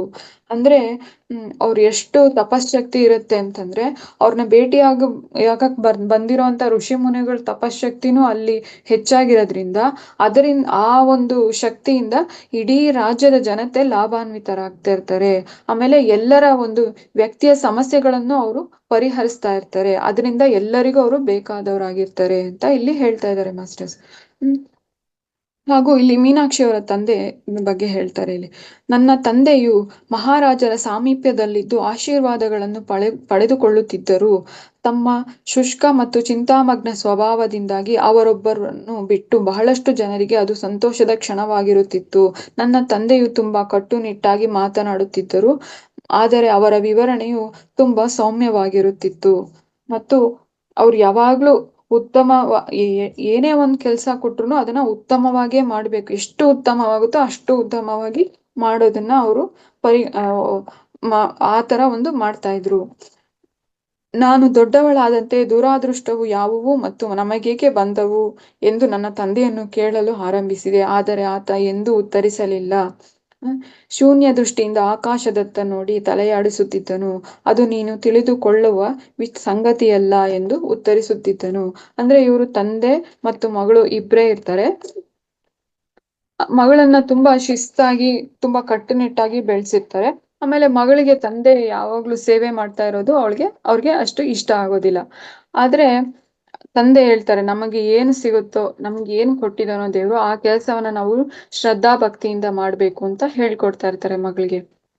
ಆಮೇಲೆ ರಾತ್ರಿ ಎಷ್ಟೇ ವೇಳೆಯಾದರೂ ಮಹಾರಾಜರು ಸ್ವಲ್ಪ ನಿದ್ದೆಗೆ ಜಾರಿದ್ದಾರೆ ಎಂದು ತಿಳಿದಿದ್ದರೂ ನನ್ನ ತಂದೆಯು ಅವರ ಆಶೀರ್ವಾದವನ್ನು ಸ್ವೀಕರಿಸುವ ಕ್ರಿಯೆಗಳನ್ನೆಲ್ಲ ಪೂರೈಸುತ್ತಿದ್ದನು. ಅವರ ಆಶೀರ್ವಾದವಿಲ್ಲದೆ ನನ್ನ ತಂದೆಗೆ ಮಲಗುವುದು ಸಾಧ್ಯವಾಗುತ್ತಿರಲಿಲ್ಲ. ಹೀಗೇಕೆ ಎಂದು ನಾನೊಮ್ಮೆ ಅವನನ್ನು ಕೇಳಿದೆ. ಅದಕ್ಕೆ ಅವರು ಒಂದು ವೇಳೆ ನಾನು ರಾತ್ರಿಯೇ ಮರಣ ಹೊಂದಿದರೆ ಜನಕ ಬಾಬಾ ಅವರ ಆಶೀರ್ವಾದವು ನನ್ನ ಮೇಲೆ ಇರುವುದನ್ನು ಖಚಿತಪಡಿಸಿಕೊಳ್ಳಲು ಹೀಗೆ ಮಾಡುತ್ತಿರುವುದಾಗಿ ಅವನು ಹೇಳಿದನು. ಸೊ ಅಷ್ಟು ಒಂದು ಶರಣಾಗತಿಯಿಂದ, ಅಷ್ಟು ಒಂದು ಪ್ರೀತಿಯಿಂದ ಅವರು ಮಹಾರಾಜರ ಒಂದು ಸೇವೆ ಮಾಡ್ತಿರ್ತಾರೆ ಅನ್ನೋದನ್ನ ನಾವ್ ಇದರಲ್ಲಿ ತಿಳ್ಕೊಬಹುದು ಮಾಸ್ಟರ್ಸ್. ಸೊ ಹೀಗೆ ಅವರು ತಂದೆ ತುಂಬಾ ಒಂದು ನಿಷ್ಠಾವಂತ ಸೇವಕರಾಗಿರ್ತಾರೆ. ಮೀನಾಕ್ಷಿಗೆ ಅದು ಇಷ್ಟ ಆಗೋದಿಲ್ಲ. ಆದ್ರೆ ತಂದೆ ಏನ್ ಹೇಳ್ತಾರೆ ಅಂತ ಕೇಳೋಣ ಬನ್ನಿ ಮಾಸ್ಟರ್. ಅವರು ನೇರವಾಗಿ ಗಾಳಿಯಲ್ಲಿ ನೋಡತೊಡಗಿದನು. ಕೊನೆಗೆ ಅವರು ಉತ್ತರಿಸಿದರು, ಮಗು, ಕೆಲವೊಂದಷ್ಟು ಸಂಗತಿಗಳನ್ನು ನಾವು ಬದಲಾಯಿಸುವುದು ಸಾಧ್ಯವಿಲ್ಲ. ಗತಕಾಲದಲ್ಲಿ ಮಾಡಿರುವುದನ್ನು ನಾನಾಗಲಿ ಮತ್ತು ನೀನಾಗಲಿ ಬದಲಾಯಿಸುವುದು ಸಾಧ್ಯವಿಲ್ಲ. ಜನಕ ಬಾಬಾ ಕೂಡ ಇದನ್ನು ಬದಲಾಯಿಸಲು ಸಾಧ್ಯವಿಲ್ಲ. ಆದರೆ ಅವರು ನನಗೆ ತಾಳ್ಮೆ, ತ್ಯಾಗ ಮತ್ತು ಸಹಿಷ್ಣುತೆಯನ್ನು ಕಲಿಸಿದ್ದಾರೆ. ಇದನ್ನೇ ನಾನು ನಿನಗಾಗಿ ಬಯಸುತ್ತೇನೆ. ಜೀವನದಲ್ಲಿ ನಿನಗೆ ನೀಡಲಾಗಿರುವುದನ್ನು ನೀನು ಸ್ವೀಕರಿಸಲು ಕಲಿಯಬೇಕು. ಶ್ರದ್ಧೆಯಿಂದ ನೀನು ನಿನ್ನ ಕರ್ತವ್ಯಗಳನ್ನು ನಿರ್ವಹಿಸಿದರೆ ನನ್ನಂತೆಯೇ ನೀನು ಕೂಡ ಸಂತೃಪ್ತಿಯನ್ನು ಹೊಂದುವೆ ಅಂತ ಹೇಳ್ತಾರೆ. ಅವಳ ಕ್ವಶನ್ಗೆ ಆನ್ಸರ್ ಇಲ್ಲಿ ಹೇಳ್ತಾ ಇದ್ದಾರೆ. ನಮ್ಗೆ ಯಾಕೆ ಈ ತರ ಒಂದು ದುರಾದೃಷ್ಟ ಇದೆ, ನಾವ್ಯಾಕೆ ಸೇವಕರಾಗಿದ್ದೀವಿ, ನಾವ್ಯಾಕೆ ಕೆಲಸ ಮಾಡ್ಬೇಕು, ಈ ಕೆಲಸ ಮಾಡ್ಬೇಕು ಅಂತ ಅವಳ ಮನಸ್ಸಿನ ಒಂದು ಪ್ರಶ್ನೆಗಳಿಗೆ ಇಲ್ಲಿ ಉತ್ತರ ಹೇಳ್ತಾ ಇದ್ದಾರೆ. ಸೊ ಜೀವನದಲ್ಲಿ ನಿನಗೆ ನೀಡಲಾಗಿರುವುದನ್ನು ನೀನು ಸ್ವೀಕರಿಸಲು ಕಲಿಯಬೇಕು. ಶ್ರದ್ಧೆಯಿಂದ ನೀನು ನಿನ್ನ ಕರ್ತವ್ಯಗಳನ್ನು ನಿರ್ವಹಿಸಿದರೆ ನನ್ನಂತೆಯೇ ನೀನು ಕೂಡ ಸಂತೃಪ್ತಿಯನ್ನು ಹೊಂದುವೆ ಅಂತ ತಂದೆ ಮಗಳಿಗೆ ಹೇಳಿಕೊಡ್ತಾ ಇದ್ದಾರೆ ಮಾಸ್ಟರ್ಸ್. ಸೊ ಹೀಗೆ ಇದ್ದಾಗ ಮೀನಾಕ್ಷಿಗೆ ಮತ್ತೆ ಅವ್ರ ತಂದೆ ಹೇಳ್ತಾರೆ, ಮೀನಾಕ್ಷಿ, ಜೀವನವು ನಿನಗೆ ನೀಡಿರುವುದರಲ್ಲಿ ನೀನು ಸಂತೃಪ್ತಿಯನ್ನು ಕಂಡುಕೊಳ್ಳಬೇಕು. ಜನಕ ಬಾಬಾ ಅವರಿಗೆ ಸೇವೆ ಸಲ್ಲಿಸುವಷ್ಟು ಯೋಗ್ಯರಾಗಿರುವುದು ನಮ್ಮ ಮಹಾ ಅದೃಷ್ಟವಾಗಿದೆ. ಅದಕ್ಕಾಗಿ ನಾನು ತುಂಬಾ ಕೃತಜ್ಞನಾಗಿದ್ದೇನೆ. ನೀನು ಸಹ ಹಾಗೆ ಮಾಡಬೇಕೆಂದು ಪ್ರಾರ್ಥಿಸುತ್ತೇನೆ ಅಂತ ಮತ್ತೆ ಅವ್ರ ತಂದೆ ಹೇಳ್ತಾರೆ. ಸೊ ಹೀಗೆ ಮೀನಾಕ್ಷಿಯವರು ಬೆಳೆಯುತ್ತಾ ಅವರ ಕ್ವಶನ್ಗಳಿಗೆ, ಅವಳ ಒಂದು ಈ ಒಂದು ಡೌಟ್ಗಳಿಗೆ ಪರಿಹಾರ ಸಿಕ್ಕಿದ್ರು ಅವಳು ಅದನ್ನ ಅಕ್ಸೆಪ್ಟ್ ಮಾಡ್ಕೊಳ್ತಾ ಇರೋದಿಲ್ಲ. ನಾನು ಬೆಳೆದು ದೊಡ್ಡವಳಾದಂತೆ ಇತರ ಪರಿಚಾರಕರು ನನ್ನ ತಂದೆಗೆ ತೋರುತ್ತಿದ್ದ ಗೌರವವನ್ನು ನಾನು ಪ್ರಶಂಸಿಸತೊಡಗಿದೆ. ಸೊ ನಾವ್ ಯಾವಾಗ್ಲೂ ನಮ್ಗೆ ಏನ್ ಒಂದು ಕೆಲ್ಸನ ಪ್ರಾಮಾಣಿಕತೆಯಿಂದ ಮಾಡಿದಾಗ ನಮ್ಗೆ ಆಟೋಮ್ಯಾಟಿಕ್ ಆಗಿ ಗೌರವ ಸಿಗತ್ತೆ ಮಾಸ್ಟರ್ಸ್. ಸೊ ಅದನ್ನ ಇಲ್ಲಿ ಹೇಳ್ತಾ ಇದ್ದಾರೆ. ನನ್ನ ತಂದೆಗೆ ತೋರುತ್ತಿದ್ದ ಗೌರವವನ್ನು ನಾನು ಪ್ರಶಂಸಿಸತೊಡಗಿದೆ ಮತ್ತು ಮನೆಯಲ್ಲಿ ಅವರ ಗೌರವಾನ್ವಿತ ಸ್ಥಾನಮಾನ ನೋಡಿ ನನಗೆ ಸ್ವಲ್ಪ ಹೆಮ್ಮೆ ಅನಿಸುತ್ತಿತ್ತು. ಅವನು ಇತರ ಪರಿಚಾರಕರನ್ನೆಲ್ಲ ಮೇಲ್ವಿಚಾರಣೆ ಮಾಡಿ ಅವರೆಲ್ಲ ಸರಿಯಾಗಿ ಕಾರ್ಯನಿರ್ವಹಿಸಿದ್ದಾರೆ, ಯಾವುದೇ ಕೆಲಸವು ಬಾಕಿ ಉಳಿದಿಲ್ಲ ಎಂಬುದನ್ನು ಖಚಿತಪಡಿಸಿಕೊಂಡ ನಂತರವೇ ಅವರು ಅರಮನೆಯನ್ನ ನಿರ್ಗಮಿಸ್ತಾ ಇದ್ರು ಅಂತ ಇಲ್ಲಿ ಹೇಳ್ತಾರೆ. ಅಷ್ಟು ನಿಷ್ಠಾವಂತರಾಗಿ ಅವರು ಕೆಲಸ ಮಾಡ್ತಾ ಇರ್ತಾರಂತೆ. ಸೊ ಅವ್ರಿಗೆ ಮಹಾರಾಜರ ಮೇಲೆ ಅಷ್ಟು ಶರಣಾಗತಿ ಇರುತ್ತೆ, ಅಷ್ಟೊಂದು ಭಕ್ತಿ ಇರುತ್ತೆ. ಅವರು ಚೆನ್ನಾಗಿ ಒಂದು ನಿಷ್ಠಾವಂತ ಸೇವಕರಾಗಿರ್ತಾರೆ. ಹೀಗೆ ನಡೀತಾ ಇದ್ದಾಗ ಒಂದ್ಸಲ ಅವ್ರಿಗೆ ಅವರ ಒಂದು ಇದ್ರಲ್ಲಿ ಒಂದು ಅಚಾತುರ್ಯ ನಡೆಯುತ್ತೆ. ಅಂದ್ರೆ ಅವ್ರ ತಂದೆಗೆ ಆ ಆ ಮರಣ ಸಮೀಪಿಸುತ್ತೆ. ಏನಪ್ಪಾ ಅಂತ ನೋಡೋಣ ಬನ್ನಿ.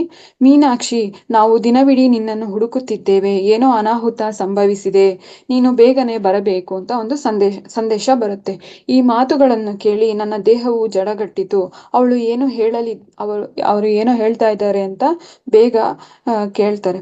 ಅದು ಅಪ್ಪಾಜಿಯೇ. ನಾನು ಭಯಭೀತ ಸ್ವರದಿಂದ ಕೇಳಿದೆ. ಉತ್ತರವನ್ನು ಕೇಳುವುದು ನನಗೆ ಬೇಕಾಗಿರಲಿಲ್ಲ. ಆದರೆ ತಲೆದೂಗುತ್ತಾ ನನ್ನನ್ನು ತನ್ನ ತೋಳುಗಳಿಂದ ಸೆಳೆದುಕೊಂಡಳು. ಅಂದ್ರೆ ಒಬ್ರು ಫ್ರೆಂಡ್ ಅವಳನ್ನ ಸಮಾಧಾನ ಮಾಡ್ತಾರೆ. ಅವಳು ಬಿಕ್ಕುತ್ತಾ ಅಳುತ್ತಿರುವುದನ್ನು ನೋಡಿದೆ. ಆದರೆ ಏನು ಸಂಭವಿಸಿದೆ ಎಂಬುದನ್ನು ಕೇಳುವ ಧೈರ್ಯವಿಲ್ಲದೆ ನಾನು ಕೆಲ ಕಾಲ ಸುಮ್ಮನಿದ್ದೆ. ನನ್ನ ಪ್ರಿಯಳೇ, ನಿನ್ನ ತಂದೆಗೆ ಒಂದು ಅಪಘಾತ ಸಂಭವಿಸಿದೆ. ನಾನು ಪ್ರತಿಕ್ರಿಯಿಸಲಿಲ್ಲ. ಅವರು ಸೇವಕರಲ್ಲಿ ಒಬ್ಬರನ್ನು ಚಾವಣಿಯ ರಿಪೇರಿಗಾಗಿ ಕಳುಹಿಸಿದ್ದರು. ಸರಿಯಾಗಿ ದುರಸ್ತಿ ಮಾಡಲಾಗಿದೆಯೇ ಎಂದು ಅದನ್ನು ಪ್ರಶ್ನಿಸಿ ಸ್ವತಃ ಅವರೇ ಅದನ್ನು ಪರಿಶೀಲಿಸಲು ಹೋದರು. ಅವರು ಚಾವಣಿಯ ಕಡೆಗೆ ಏರಿ ಹೋಗುತ್ತಿದ್ದಂತೆ ಕಾಲು ಜಾರಿ ಕುಸಿದು ಬಿದ್ದರು ಅಂತ ಹೇಳ್ತಾರೆ. ಹೀಗೆ ಕಾಲು ಜಾರಿ ಬಿದ್ದು ಅವರು ಹುಸಿ ನೀಗಿದ್ದಾರೆ ಅಂತ ಹೇಳ್ತಾರೆ. ಆ ಒಂದು ವಿಷಯ ಕೇಳಿದ ತಕ್ಷಣ ಮೀನಾಕ್ಷಿಗೆ ತುಂಬಾ ಬೇಜಾರಾಗುತ್ತೆ. ಅವರು ಅಂತಿಮ ಕ್ಷಣದಲ್ಲಿ ನಾನು ನಮ್ಮ ತಂದೆ ಜೊತೆ ಇಲ್ವಲ್ಲ ಅನ್ನೋ ಒಂದು ಅಸಹನೆ ಇರುತ್ತೆ ಅವಳಿಗೆ. ಅಂದ್ರೆ ತುಂಬಾ ಗಾಬರಿಗೊಳಗಾಗ್ತಾಳೆ. ಅವಾಗ ಅವಳಿಗೆ ಮನ್ಸಿನಲ್ಲೇ ಹೇಳ್ಕೊಳ್ತಾಳೆ, ಏನಪ್ಪಾ ಅಂದ್ರೆ, ಅಪ್ಪ ನನ್ನನ್ನು ಕ್ಷಮಿಸಿ, ಪ್ರತಿಯೊಂದಕ್ಕೂ ನನ್ನನ್ನು ಕ್ಷಮಿಸಿ. ನೀವು ನನ್ನನ್ನು ಯಾಕೆ ಬಿಟ್ಟು ಹೋದಿರಿ? ನನ್ನ ತಂದೆಯನ್ನು ಹೊಂದಿಲ್ಲದ ಖಾಲಿ ದೇಹಕ್ಕೆ ನಾನು ಕೇಳಿದೆ. ನೀವೀಗ ನನ್ನನ್ನು ಸಂಪೂರ್ಣ ಒಬ್ಬಂಟಿಯಾಗಿ ಬಿಟ್ಟು ಹೋಗಿದ್ದೀರಿ. ನಾನು ಉಸಿರುಗಟ್ಟಿದ ಧ್ವನಿಯಲ್ಲಿ ಪಿಸುಗುಟ್ಟಿದೆ. ಮುಂದಿನ ಕೆಲವು ದಿನಗಳವರೆಗೆ ನಾನು ಏನು ಹೇಳ್ದೇ ಇರೋ ತರ ಒಂದು ಒಂದು ಪ್ರಜ್ಞಾಹೀನಳಾಗಿ ಇರ್ತಾಳೆ. ಅವಳು ತುಂಬಾ ಭಯಭೀತಳಾಗಿ ಇರ್ತಾಳೆ. ಯಾರು? ಮೀನಾಕ್ಷಿ. ಆದ್ರೆ ಅವಳಿಗೆ ಸಾಂತ್ವನ ಹೇಳಕ್ಕೆ ಅದಿತಿ ಅನ್ನೋ ಒಬ್ಬ ಕೆಲಸಗಾರರು ಇರ್ತಾರೆ. ಅವ್ರು ಹೇಳ್ತಾರೆ, ಹೊಸ ವಾಸ್ತವಿಕತೆಯೊಳಗೆ ನೀನು ಹೊಂದಿಕೊಳ್ಳಲೇಬೇಕು ಅಂತ ಅವಳಿಗೆ ತಿಳಿ ಹೇಳ್ತಾರೆ. ಇದು ಒಂದು ಜೀವನದ ಒಂದು ಘಟನೆ ನಡೆದಿದೆ, ಬಟ್ ಆದ್ರೆ ಇದನ್ನ ನೀನು ಹೊಂದ್ಕೊಳ್ಳೇಬೇಕು, ಧೈರ್ಯವಾಗಿರು ಅಂತ ಹೇಳ್ತಾರೆ. ನನ್ನ ತಂದೆಯು ಸಾಯುವ ಮುನ್ನ ಮಹಾರಾಜರು ಅವರನ್ನು ನೋಡಿದರೆ ಅಂತ ಕೇಳ್ತಾರೆ. ಅಂದ್ರೆ ಅವ್ರ ತಂದೆ ಪ್ರತಿದಿನ ಮಹಾರಾಜರ ಒಂದು ಆಶೀರ್ವಾದ ತಗೊಂಡೇ ಹೋಗ್ತಿರ್ತಾರಲ್ಲ. ಸೊ ಅವ್ರಿಗೆ ನಮ್ಮ ಮಹಾರಾಜರ ಆಶೀರ್ವಾದ ಸಿಕ್ತಾ ಅಂತ ಕೇಳ್ತಾರೆ. ಅವಾಗ ಅದನ್ನ ಹೇಳ್ತಾರೆ, ಅದು ನನ್ನ ತಂದೆಗೆ ಯಾವ ಅರ್ಥವನ್ನು ಕಲ್ಪಿಸಿರಬಹುದು ಎಂಬುದು ನನಗೆ ಗೊತ್ತು. ಜನಕ ಬಾಬಾರವರ ಆಶೀರ್ವಾದದೊಂದಿಗೆ ಅವರು ನನ್ನೊಂದಿಗಿರುವ ಯಾವುದೇ ವಿವಾದವನ್ನು ಲೆಕ್ಕಿಸದೆ ಅತ್ಯಂತ ಶಾಂತ ಭಾವದಿಂದ ಈ ಲೋಕವನ್ನು ತೊರೆದಿರಬಹುದು ಅಂತ ಹೇಳ್ತಾಳೆ. ಅಂದ್ರೆ ಅವ್ರ ತಂದೆಗೆ ಮಹಾರಾಜರಿಂದ ಒಳ್ಳೆ ಆಶೀರ್ವಾದ ಸಿಕ್ಕಿದೆ. ಅವರು ನಿನ್ನ ಜವಾಬ್ದಾರಿನೂ ಕೂಡ ಮಹಾರಾಜರಿಗೆ ಕೊಟ್ಟಿದ್ದಾರೆ ಅಂತ ಇಲ್ಲಿ ಹೇಳ್ತಾರೆ. ಹೌದು ನನ್ನ ಮುದ್ದು ಗೆಳತಿಯೇ ಅಂತ ಹೇಳ್ತಾಳೆ. ಅವರಿಗೆ ಆಶೀರ್ವಾದ ದೊರೆತಿತ್ತು. ಈ ಅಪಘಾತದ ಸುದ್ದಿ ಕೇಳಿ ಅವರು ತುಂಬಾ ದುಃಖಿತರಾಗಿದ್ದಾರೆ. ಮತ್ತು ನಿನ್ನ ತಂದೆಯವರು ದೇಹ ಬಿಡುವ ಮೊದಲೇ ತಕ್ಷಣವೇ ಅವರನ್ನು ನೋಡಲು ಬಂದರು. ಮಹಾರಾಜರು ನೋಡಲು ಬಂದಿದ್ರು. ಅವರಿಬ್ಬರನ್ನು ಏಕಾಂತದಲ್ಲಿ ಇರಲು ಬಿಟ್ಟೆವು. ಹೀಗಾಗಿ ಅವರು ಏನು ಮಾತನಾಡಿದರೆಂಬುದು ನಮಗೆ ಗೊತ್ತಿಲ್ಲ. ಆದರೆ ಅವರು ಮಹಾರಾಜರಲ್ಲಿ ನಿನ್ನ ಭವಿಷ್ಯವನ್ನು ಖಚಿತಪಡಿಸಿಕೊಳ್ಳಲು ಕೇಳಿದರು. ಮತ್ತು ಮೀನಾಕ್ಷಿ, ಅವರು ನಿನ್ನೊಂದಿಗೆ ಇಷ್ಟೊಂದು ಕಠೋರವಾಗಿದ್ದರೂ ಕೂಡ ನಿನ್ನ ಮೇಲೆ ತುಂಬಾ ಪ್ರೀತಿಯನ್ನು ಹೊಂದಿದ್ದರು. ಅದರ ಕುರಿತು ಏನೂ ಅನುಮಾನ ಬೇಡ ಅಂತ ಹೇಳ್ತಾರೆ. ಮಕ್ಕಳ ಮೇಲೆ ಎಷ್ಟೇ ನಾವು ಶಿಸ್ತಿನಿಂದ ಇದ್ರೂನು ಪ್ರತಿಯೊಬ್ಬ ತಂದೆ ತಾಯಿಗೂ ಅವ್ರ ಮಕ್ಕಳ ಮೇಲೆ ತುಂಬಾ ಪ್ರೀತಿ ಇರೋದು ಸಹಜನೇ ಅಲ್ವಾ ಮಾಸ್ಟರ್ಸ್? ಸೊ ಹಾಗಾಗಿ ಇಲ್ಲಿ ಹೇಳ್ತಾರೆ, ನಿನ್ನ ತಂದೆ ಕಠೋರವಾಗಿದ್ದರೂ ಕೂಡ ನಿನ್ನ ಮೇಲೆ ತುಂಬಾ ಪ್ರೀತಿ ಹೊಂದಿದ್ರು. ನೀನೇನು ಅದ್ರ ಬಗ್ಗೆ ಅನುಮಾನ ಪಡ್ಬೇಡ ಅಂತ ಇಲ್ಲಿ ಹೇಳ್ತಾ ಇದ್ದಾರೆ. ಸೊ ಹೀಗೆ ತುಂಬಾ ದಿನಗಳ ನಂತರ ಮೀನಾಕ್ಷಿ ಮನ್ಸೊಳಗಡೆ ತುಂಬಾ ಗೊಂದಲಗಳಿರುತ್ತೆ. ಆ ಗೊಂದಲಗಳೆಲ್ಲ ಸಮಾಧಾನ ಮಾಡೋದಕ್ಕೆ ಎಷ್ಟೊಂದ್ ಜನ ಅವಳಿಗೆ ಸಾಂತ್ವನ ಹೇಳ್ತಿರ್ತಾರೆ. ಮೀನಾಕ್ಷಿ, ನಿನ್ನನ್ನು ನೀನು ದೂಷಿಸಿಕೊಳ್ಳಬೇಡ, ತಾಳ್ಮೆಯಿಂದಿರು. ದೊಡ್ಡವಳಾದಂತೆ ಅದು ನಿನಗೆ ಬರುತ್ತದೆ. ನಾವೆಲ್ಲರೂ ಅದಕ್ಕಾಗಿ ಶ್ರಮಿಸುತ್ತೇವೆ. ಆದರೆ ನಿನ್ನ ತಂದೆ ಅದನ್ನು ಪೂರ್ಣಗೊಳಿಸಿದ್ದಾರೆ.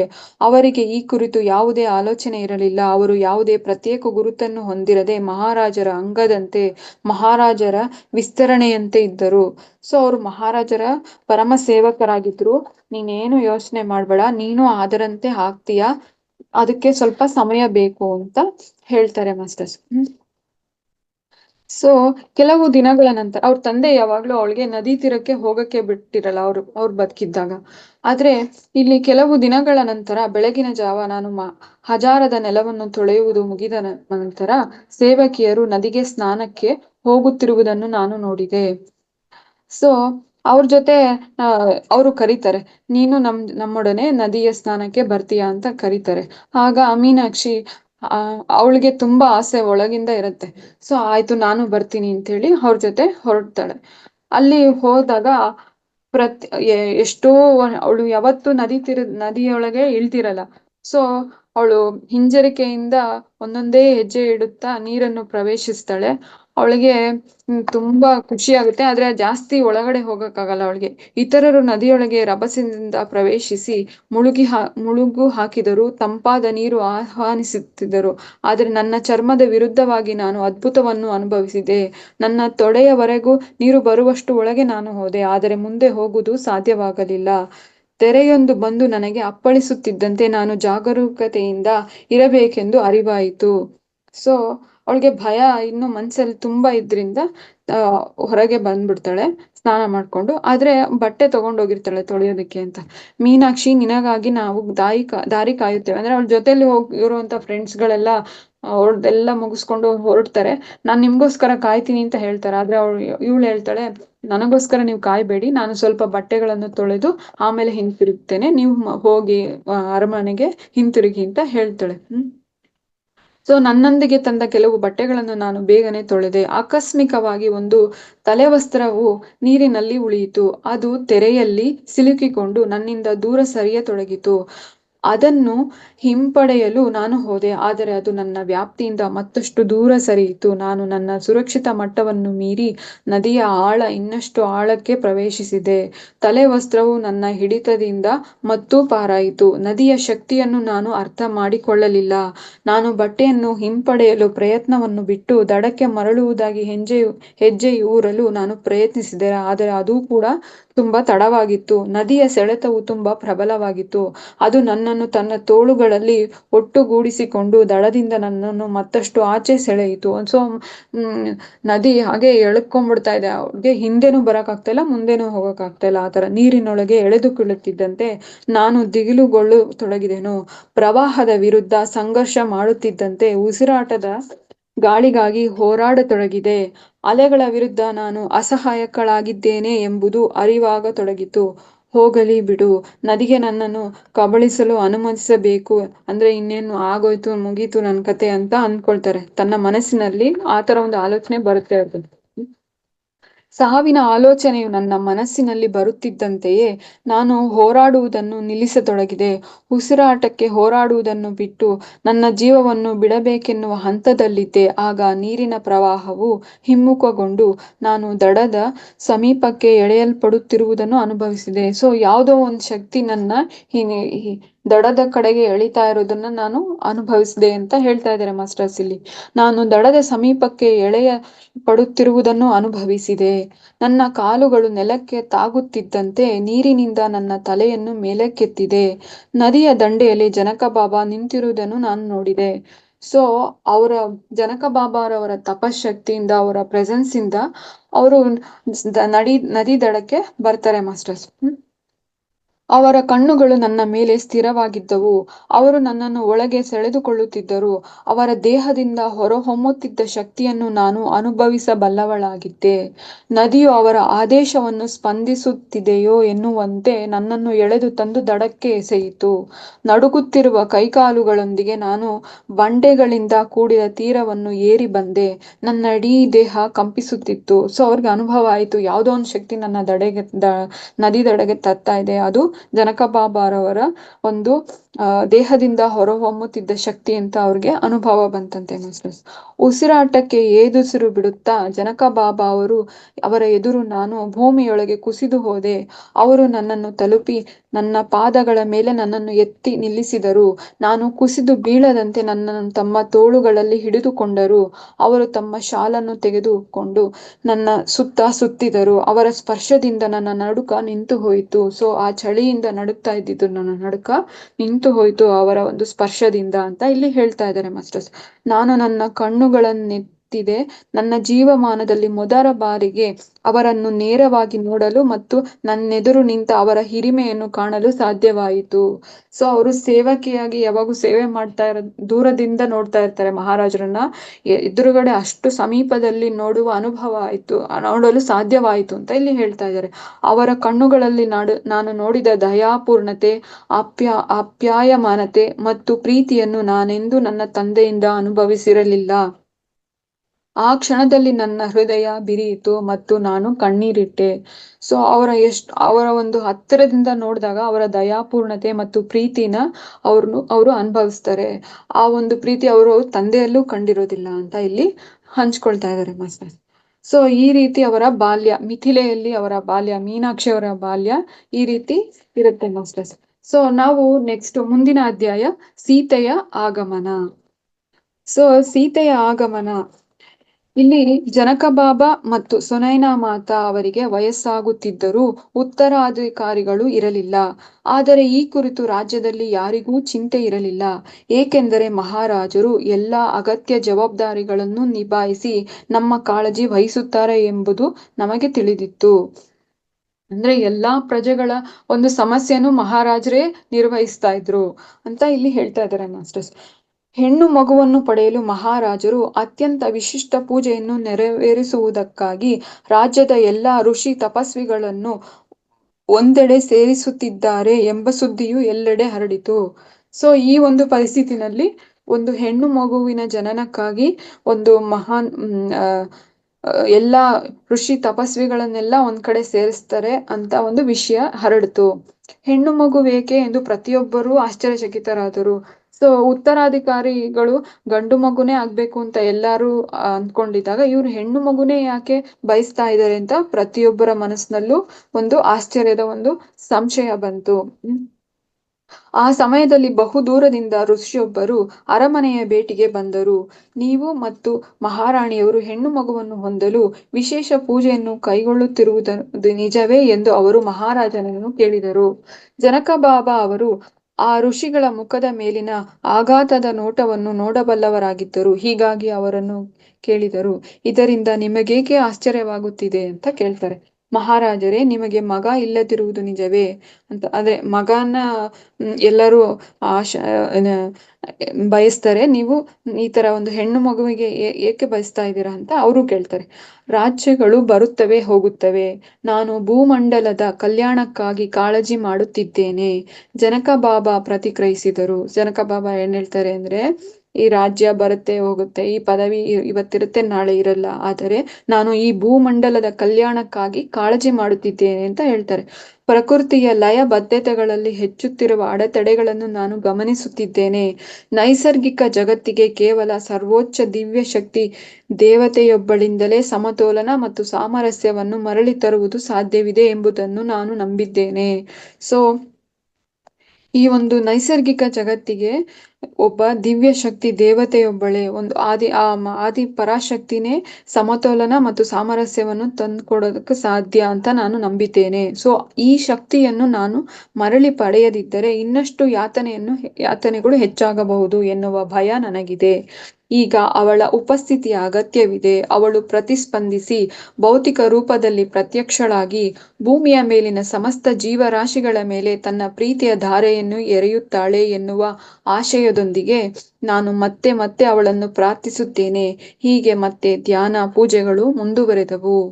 ಕೆಲವು ತಿಂಗಳುಗಳ ನಂತರ ಒಂದು ದಿನ ಮುಂಜಾನೆಯ ಮೊದಲ ಸುಳಿವು ಮೂಡುವ ಮುನ್ನವೇ ಬೆಳಗಿನ ಜಾವ ಹೊರಗೆ ಹೊರಟರು. ಅಂದ್ರೆ ಮಹಾರಾಜರು ಹೊರಗೆ ಹೊರಟರು. ಅವರನ್ನು ನೋಡಿಕೊಳ್ಳಲು ಸುನೈನಾ ಮಾತಾ ಕೂಡ ಇದ್ದರು. ರಾಜ್ಯದ ಅತ್ಯಂತ ಒಣಗಿದ ಪರಿಹಾರವು ಅತಿ ಅಗತ್ಯವಿರುವ ಭೂಮಿಯ ಭಾಗದಲ್ಲಿ ಧ್ಯಾನ ಮಾಡುವುದಕ್ಕಾಗಿ ಪ್ರಯಾಣ ಮಾಡಲು ತಾವು ಬಯಸಿರುವುದಾಗಿ ಮಹಾರಾಣಿಗೆ ಹೇಳಿದರು. ಅಂದ್ರೆ ಅತ್ಯಂತ ಒಣಗಿದ ಪ್ರದೇಶಕ್ಕೆ ನಾವು ಹೋಗಿ ಅಲ್ಲಿ ಧ್ಯಾನ ಮಾಡೋಣ ಅಂತ ಹೇಳ್ತಾರೆ ಮಹಾರಾಣಿಯವ್ರಿಗೆ. ಮಹಾರಾಣಿಯು ತಮ್ಮೊಂದಿಗೆ ಬರುವುದನ್ನು ಕಾಯುತ್ತಿದ್ದರು. ಮಹಾರಾಣಿಯೂ ಬರ್ಲಿ ಅಂತ ಅವರು ಕಾಯ್ತಾ ಇದ್ರು. ಮಹಾರಾಣಿಯು ತಮ್ಮ ಪಕ್ಕದಲ್ಲಿ ಕುಳಿತುಕೊಳ್ಳುವುದಕ್ಕಾಗಿ ರಥವನ್ನು ಏರಿ ಬರುತ್ತಿಲ್ಲ ಎಂಬುದನ್ನು ಗಮನಿಸಿದ ಅವರು, ಸುನೈನಾ, ನಿನ್ನ ಮಗಳನ್ನು ಸ್ವೀಕರಿಸಲು ನೀನು ಬರುವುದಿಲ್ಲವೇ ಎಂದು ಕೇಳಿದರು. ಅವರು ನಿಧಾನ ರಾಣಿ ಮಹಾರಾಣಿಯವರು ಪ್ರಯಾಣಕ್ಕೆ ನಿಧಾನಕ್ಕೆ ಬಂದಿದ್ದನ್ನು ಗಮನಿಸಿ ಮಹಾರಾಜರು ಇಲ್ಲಿ, ನೀನು ನಿನ್ನ ಮಗಳನ್ನು ಸ್ವೀಕರಿಸಲು ಬರುವುದಿಲ್ಲವೇ ಅಂತ ಕೇಳ್ತಾರೆ ಮಾಸ್ಟರ್ಸ್ ಇಲ್ಲಿ. ಮಹಾರಾಣಿಯು ಅವರನ್ನು ಆಶ್ಚರ್ಯದಿಂದ ನೋಡಿದಳು. ಭೂಮಿಯ ಮೇಲೆ ಅವಳಿಗೆ ಮಗುವಿಗಿಂತ ಹೆಚ್ಚಾಗಿ ಬೇಕಾಗಿರುವುದು ಬೇನೆ ಏನೂ ಇರಲಿಲ್ಲ. ಸೊ ಅವರಿಗೆ ತುಂಬಾ ವಯಸ್ಸಾಗಿದ್ರಿಂದ ಅವ್ರಿಗೆ ಮಗುವಿನ ನಿರೀಕ್ಷಣೆ ತುಂಬಾ ಇತ್ತು. ಸೊ ಅವರು ತನ್ನ ಗಂಡನ ಸಂಯಮವನ್ನು ಆಧಾರವನ್ನು ಗೌರವಿಸುತ್ತಿದ್ದರು. ಆದ್ದರಿಂದ ಮಕ್ಕಳನ್ನು ಪಡೆಯದಿರಲು ತಮ್ಮಷ್ಟಕ್ಕೆ ತಾವೇ ಎಲ್ಲವನ್ನು ತ್ಯಾಗ ಮಾಡಿಬಿಟ್ಟಿದ್ದರು. ಸೊ ಗಂಡನ ಮೇಲಿನ ಗೌರವದಿಂದ ಅವರು ಎಲ್ಲವನ್ನು ತ್ಯಾಗ ಮಾಡಿದ್ರು ಅಂತ ಇಲ್ಲಿ ಹೇಳ್ತಾ ಇದ್ದಾರೆ ಮಾಸ್ಟರ್. ತಮ್ಮ ಮಗಳು ಬರುವುದು ಖಚಿತವಾಗಿದೆ ಎಂಬುದನ್ನು ಅವರು ಸೂಚಿಸಿದ ನಂತರ ಮಹಾರಾಣಿಯು ಕೂಡ ರಥವೇರಿ ಅವರ ಪಕ್ಕದಲ್ಲಿ ಕುಳಿತುಕೊಂಡರು. ಸೊ ಎಷ್ಟೋ ವರ್ಷಗಳಿಂದ ಬೆಳೆಯನ್ನು ಬೆಳೆಯದ ಬಂಜರು ಭೂಮಿಗೆ ಅವರು ಬಂದಾಗ ಅವರು ರಥದಿಂದ ಕೆಳಗೆ ಇಳಿದರು ಮತ್ತು ಮಹಾರಾಜರು ಆಳವಾದ ಧ್ಯಾನದಲ್ಲಿ ಮುಳುಗಿದರು. ಮಹಾರಾಣಿಯು ಸರ್ವೋಚ್ಚ ದೇವಿಯನ್ನು ಆಹ್ವಾನಿಸಲು ಮಹಾರಾಜರು ಕಲಿಸಿದ ಮಂತ್ರಗಳನ್ನು ಪಠಿಸಲು ಮತ್ತು ಪ್ರಾರ್ಥಿಸಲು ಆರಂಭಿಸಿದಳು. ಗಂಟೆಗಳು ಕಳೆದವು. ಬೆಳಗಿನ ಜಾವ ಮಧ್ಯಾಹ್ನವಾಯಿತು.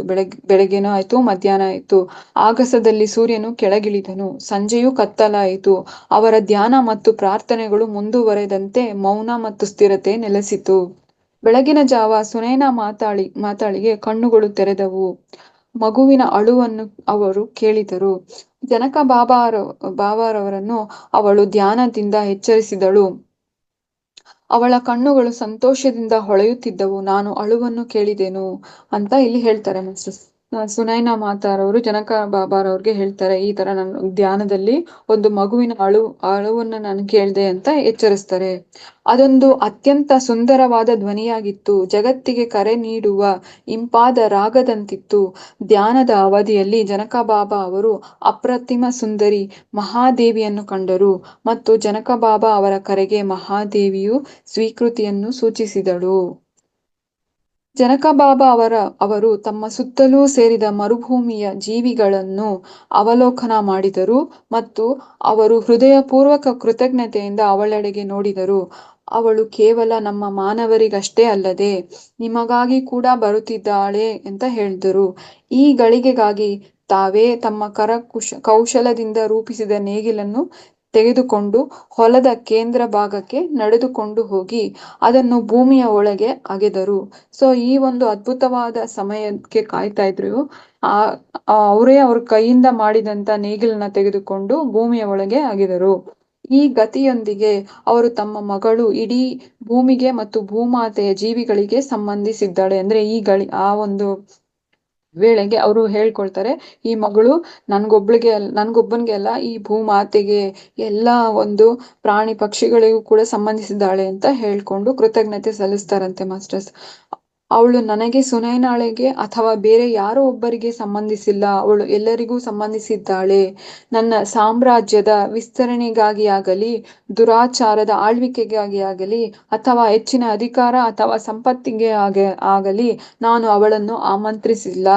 ಹೆಚ್ಚು ಅಸಮತೋಲನಗೊಳ್ಳುತ್ತಾ ಬೆಳೆಯುತ್ತಿರುವ ನೈಸರ್ಗಿಕ ಜಗತ್ತನ್ನು ಗುಣಪಡಿಸುವುದಕ್ಕೆ ಮತ್ತು ಸಹಾಯ ಮಾಡುವುದಕ್ಕಾಗಿ ನಾನು ಅವಳನ್ನು ಆಮಂತ್ರಿಸಿದ್ದೇನೆ. ಸೊ ಎಲ್ಲದನ್ನು ಬ್ಯಾಲೆನ್ಸ್ ಮಾಡೋದಕ್ಕೆ, ಹೆಚ್ಚು ಒಂದು ಪ್ರೀತಿ, ಪ್ರೇಮ, ಕರುಣೆಯನ್ನ ಎಲ್ಲರಲ್ಲಿ ಜಾಗೃತಗೊಳಿಸೋದಕ್ಕೆ ನಾನು ಅವಳನ್ನ ಆಮಂತ್ರಿಸಿದ್ದೇನೆ ಅಂತ ಹೇಳ್ತಾ ಇದ್ದಾರೆ.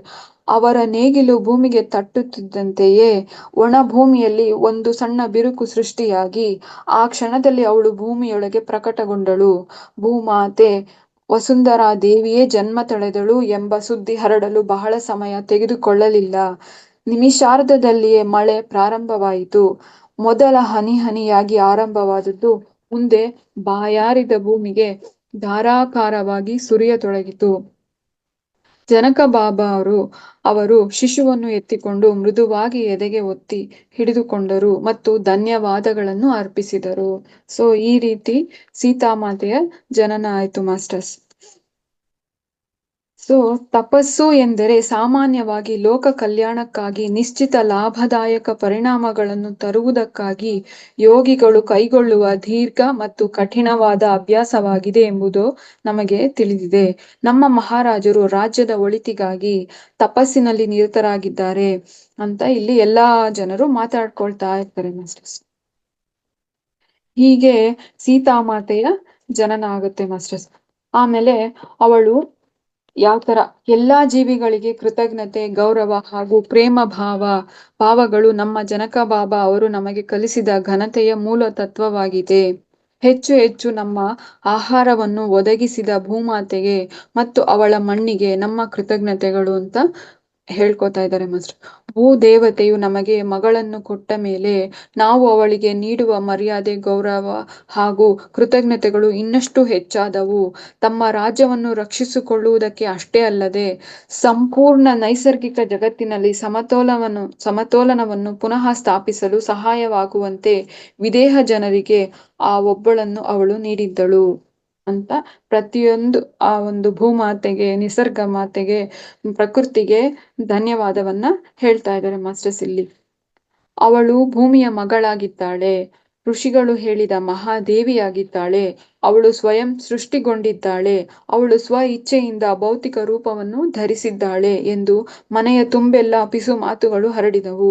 ಈ ಮಾತುಗಳನ್ನು ಜನಕ ಬಾಬಾ ನಿರಾಕರಿಸದೆ ಅವಳು ಭೂದೇವಿಯಾದ ವಸುಂಧರಾದೇವಿಯ ಮಗಳಾಗಿದ್ದಾಳೆ ಎಂದು ಘೋಷಿಸಲು ಗ್ರಾಮಸ್ಥರಿಗೆ ಅನುಮತಿ ನೀಡಿದರು. ಹೀಗಾಗಿ ಅವಳಿಗೆ ಸೀತಾ ಎಂಬ ನಾಮಕರಣ ಮಾಡಲಾಯಿತು. ಸೀತಾ ಎಂದರೆ ಭೂಮಿಯ ನೇಗಿಲ ಗೆರೆ. ಸೀತಾ ಎಂದರೆ ನೇಗಿಲ ಗೆರೆ ಅಂತ ನಾವು ಇಲ್ಲಿ ತಿಳಿದುಕೊಳ್ಳಬಹುದು ಮಾಸ್ಟರ್ಸ್. ಈ ರೀತಿ ಸೀತೆಯ ಆಗಮನ ಆಯ್ತು ಮಾಸ್ಟರ್ಸ್. ಸೊ ಸೀತೆಯ ಉಪಸ್ಥಿತಿಯು ಮನೆಯನ್ನು ರೂಪಾಂತರಣಗೊಳಿಸಿತು. ಈಗ ಪ್ರತಿಯೊಂದು ಅವಳ ಸುತ್ತತೊಡಗಿದವು. ಜನಕ ಬಾಬಾ ಮತ್ತು ಸುನೈನಾ ಮಾತಾ ಅವರು ಅವಳ ನಿದ್ರೆಯನ್ನೂ ಗಮನಿಸುತ್ತಿದ್ದರು. ಮಗ್ಗುಲು ಬದಲಿಸುವುದಾಗಲೂ ಕೂಡ ಆಧಾರವಾಗಿ ಹಿಡಿಯುತ್ತಾ ಅವಳ ಉಪಸ್ಥಿತಿಯಲ್ಲಿ ಗಂಟೆಗಟ್ಟಲೆ ಕಾಲ ಕಳೆಯುತ್ತಿದ್ದರು ಅಂತ ಇಲ್ಲಿ ನಾವು ತಿಳ್ಕೊಳ್ಬಹುದು ಮಾಸ್ಟರ್ಸ್. ಸೊ ಮಗುವಿನ ಉಪಸ್ಥಿತಿಯಿಂದ ಇಡೀ ಒಂದು ಅರಮನೆಯ ವಾತಾವರಣವೇ ಚೇಂಜ್ ಆಯ್ತು. ಸೊ ಜನಕ ಬಾಬಾ ಮತ್ತು ಸುನೈನಾ ಮಾತಾ ಅಷ್ಟೇ ಅಲ್ಲದೆ ಎಲ್ಲಾ ಸೇವಕರು ಕೂಡ ಅವಳ ಒಂದು ಇದರಲ್ಲಿ ಅವಳ ಒಂದು ಪ್ರೀತಿನ ಅನುಭವಿಸಲು ಸಾಧ್ಯ ಆಯ್ತು ಅಂತ ಇಲ್ಲಿ ಹೇಳ್ತಾ ಇದ್ದಾರೆ ಮಾಸ್ಟರ್ಸ್. ಸೊ ಇಲ್ಲಿಗೆ ಈ ದಿನದ ಸ್ವಾಧ್ಯಾಯವನ್ನ ನಾನು ಸಂಪೂರ್ಣ ಮಾಡ್ತೀನಿ ಮಾಸ್ಟರ್ಸ್. ಮುಂದಿನ ದಿನಗಳಲ್ಲಿ ಮುಂದೆ ಕಂಟಿನ್ಯೂ ಮಾಡೋಣ ಮಾಸ್ಟರ್ಸ್. ಈ ಒಂದು ಅದ್ಭುತವಾದ ಅವಕಾಶಕ್ಕಾಗಿ ತುಂಬು ಹೃದಯದ ಧನ್ಯವಾದಗಳು ಮಾಸ್ಟರ್ಸ್. Thank you.